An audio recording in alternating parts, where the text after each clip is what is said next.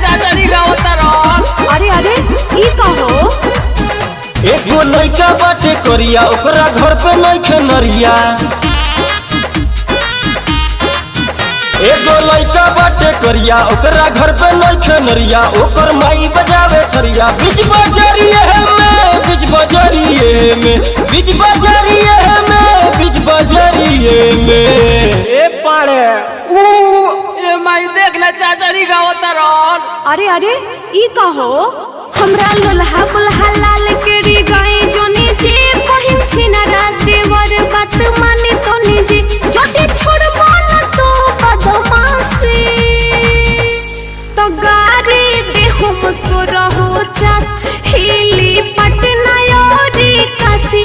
गारी देहु मसुर हो चास हिली पटना योरी काशी।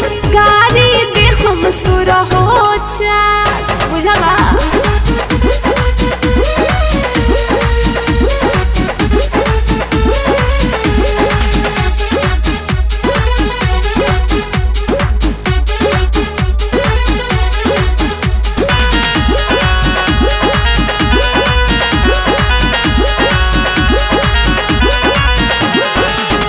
गाँव छुड़ी जाओ छुड़ी गया रेस में। बबुआ के माई नाचत बिया खेत में। रे माई फिर चाचारी गावता रहल। देखो ढेर बोलो ना तो थुथुन फोड़ दे। अच्छा आओ गाँव छुड़ी जाओ छुड़ी गया रेस में। बबुआ के माई नाचत बिया खेत में।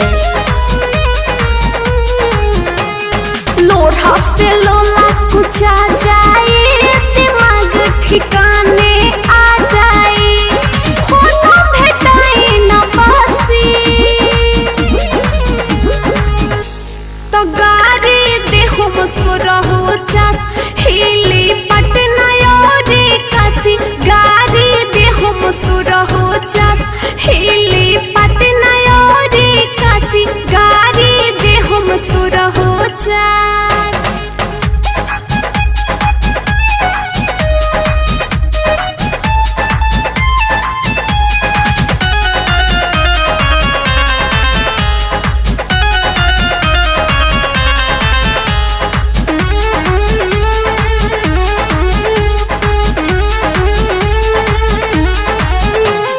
बबुआ के माई छिनार बाछी घूमेल फिरेली गाछी गाछी।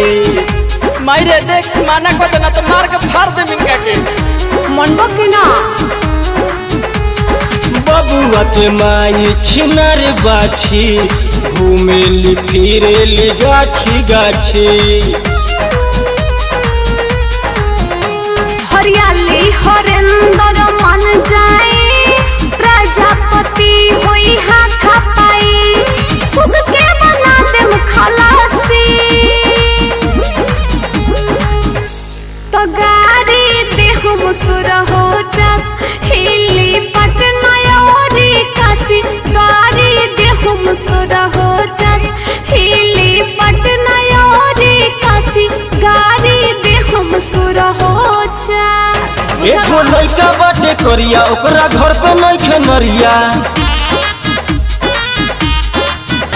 एगो लइका बाटे करिया ओकरा घर पे नइखे नरिया। ओकर माई बजावे थरिया बीच बजरिए में, बीच बजरिए में, बीच बजरिए में, बीच बजरिए में।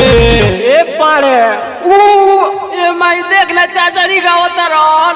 अरे अरे ई कहो हमरा लोल्हा पुल्हा लाल केरी गई जोनी जी पहिन छिनरा देवर बात माने तो निजी जति छोड़बो न तो बदमाशी तो गारी देहु मसुर हो चास हिली पटना योरी काशी।